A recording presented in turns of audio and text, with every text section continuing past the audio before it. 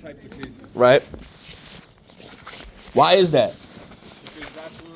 Because Manhattan, that's just the office that is dealt out in. So it's like you said my case is in Manhattan. It's getting transferred to Manhattan because it's a certain case, but you didn't explain what is it a certain case? Can you elaborate on that?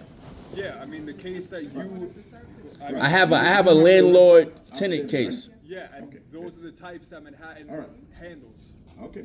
So you didn't know that? You had to wait till I said that for you to agree with me? Because it sounds like you're just agreeing with me. It sounds like you're giving me false information. So I mean, Manhattan is the one that deals with these types of cases, so we're gonna. Oh, okay. Us with Queens, we're gonna give it to Manhattan, and they're gonna handle it. So y'all don't deal with landlord tenant cases when it comes to serving the employee. Is that what you're saying? Reached the court already. If that's what your case And the is, court yeah. said, man, okay, there was a second. So what's the- there's not what's some the type easy of now? anything in writing with the case? Because you sound like you don't know what cases. Your information is vague. So what type of cases don't y'all deal with? Chief, Huh? and I didn't look at your case, so he said to you, these get transferred to Manhattan. Well, not now. I'm asking you though. I'm asking you what type of cases do y'all deal with? You know, I understand you don't know my case. Yeah, we deal everything with Brooklyn. I deal with all cases except mine. If yours is one that has to get expedited to Manhattan, then that's what we're gonna do with it. All right, so the chief, you gotta call the chief so he could break this down because you're not explaining it, and I don't have time to wait. I don't want to bother. He just went in that door right there. Where is that? Where did he just go to the bathroom or something? Cause I don't have time. Like I'm asking you, and you're not telling me any. You're giving me the runaround. To explain it to you, I don't understand what you're actually asking. You're asking why are we sending it to Manhattan? Exactly, and you explain because my case has to go to Manhattan. So you would have to elaborate on that because then I feel like I'm being discriminated against or singled out. You would have to elaborate. Why does my case, and you can't even tell me what type of cases that y'all deal with and that y'all don't deal with. I can tell you. So tell me. I mean, we deal with order of protection in Brooklyn. We deal with visitation, child support, custody. No, I'm saying when it comes to collecting on a judgment. Correct. Y'all don't collect on a judgment when it's dealing with a landlord-tenant issue? No, that gets sent to Manhattan. Right. That's what I was asking you because, you know, at first you was making it, so all right. So Manhattan deals with landlord-tenant, which I just wanted to confirm it with you. They just deal with, that's why my case is being transferred over there. Yeah, we don't deal with that. And you know that you know that for sure. You know that. Well, the chief just explained it to you, and I was listening on when he was explaining it to you. So. Right. He didn't explain that. You're elaborating more. So I need for him to come explain that to me. Okay, let me grab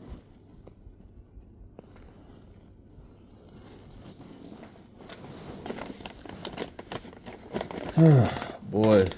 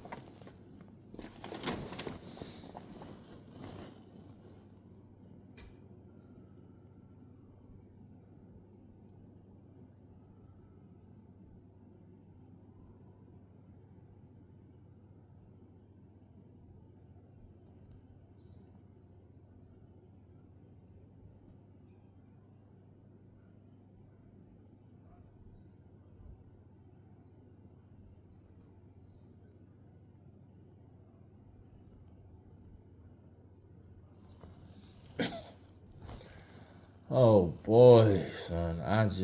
Everything is so like, man, son, with these people, bro. This is like, I don't know, man. Things like this, bro. Hey, how you doing? Sergeant Torres, New C Sharp. How's it? You don't have no type of ID or nothing on I you? just came in. I just clocked in. So, what was your question, sir? I need to speak to somebody where I know who I'm talking. I don't even know who you are, sir. Like, Okay, please. so how about this? You can wait here. I don't want to wait forever. See, No my problem. I'm gonna tell you what my issue is, and maybe you could relay the message. You problem. didn't explain it to him already. So can we hear from you? My case is being sent to Manhattan. I was told that by the chief. Okay. So I would like to speak to the chief so he could explain why. Okay, no problem. So is the case in Manhattan? No. It's not in Manhattan. So No. Why is it going to Manhattan? Like, so the case is not in Manhattan.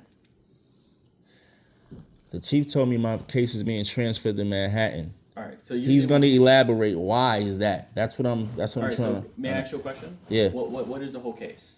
What is it? Is it a service process, eviction, arrest They, process? they collecting on a judgment. Oh, they're collecting a judgment. Yeah. All right. What type of judgment? Are they doing an income execution? Yeah, they. All right. An income execution, yes. It's in 66 Manhattan. 66 John Street in Manhattan. That's why they're sending it into Manhattan. So basically, an income execution is sent to Manhattan. All right. So we have a judgment. They request an execution. An execution is drafted by a New York State licensed attorney. All income executions go to Manhattan. And that's the income execution is the one where you serve the employer. So exactly, an income execution is we serve the employer, Right. where they legally only can garnish 10% of someone's income. So once you have once you have an income execution, they serve the employer. The employer forthwith basically sends the money to the judgment creditor. That's how that works. All right. It's Right. also governed in the CPLR if you want to look that up. Right. And so y'all don't deal with what is the reason again why? So income Because execution. yeah, So the if it's reason, an income execution, Manhattan deals with income oh, execution. all income. We have a unit that deals with income executions. Oh, so So, when for example, if it was an income execution and the business was in Kings and it was an income execution, we would just go serve the judgment debtor, serve the banks, and try to collect on the judgment. wait, run that back again. If If it wasn't an income execution, if it wasn't, if it wasn't, I got you. we would take it in. I got right? you. We would serve the banks with a valid execution. Got you. Right, and a notice to garnish sheet. That's how it's done. I got it. All right. So basically, y'all don't deal with income execute. I mean, y'all don't deal with income executions at all when it comes to serving an employer. So income Execution. done in Manhattan. Right. Y'all don't deal with that at all. Actually. We don't. They have a unit for that. Wait, I'm just making this clear. Yeah, this Brooklyn Sheriff's Office don't deal with income So executions. I will say this: it's called the New York City Sheriff's Office, right? Right. New York City is considered one county under the CPLR. So we have a unit that deals with income executions in Manhattan, right? So you guys here where I'm at right now, you guys don't deal with it. Nope, we have a unit. If they would have told me that, we have a unit that Right. deals with it in. That's all they had to- Manhattan. However, Right. the reason you probably came here is because the person probably lives in Kings, Right. but works in Manhattan, and you have an income execution. Income execution is dealt he with. in doesn't Manhattan. work in Manhattan. You just give an example. No, I'm giving an example. Right. No, he may work here, but if he's collecting W-2 income, right? We have a unit called the income execution unit that deals with that in Manhattan. All right. Right, but see now you now it's getting a little confusing because I would think my case is being sent there because y'all don't deal with income executions. Period. It doesn't matter if he's getting paid or now you're adding something else. So sir, if you trying to enforce an execution through someone's income, W-2 income, we have an income execution which is located in Manhattan. They deal with all income executions for the 5 boroughs. yes, it makes it much easier when you explain it to me like that. That's why I said y'all don't deal with it. Cool, y'all don't deal with it. Then that's the answer. That's the answer. You know what I'm saying? I was trying to answer the question why you here first. So No, I was trying to I ascertain feel why. you. So, by the way, if you want to learn more about it, go to Article 52 of the CPLR, and you can learn about income executions, how it's garnished. you.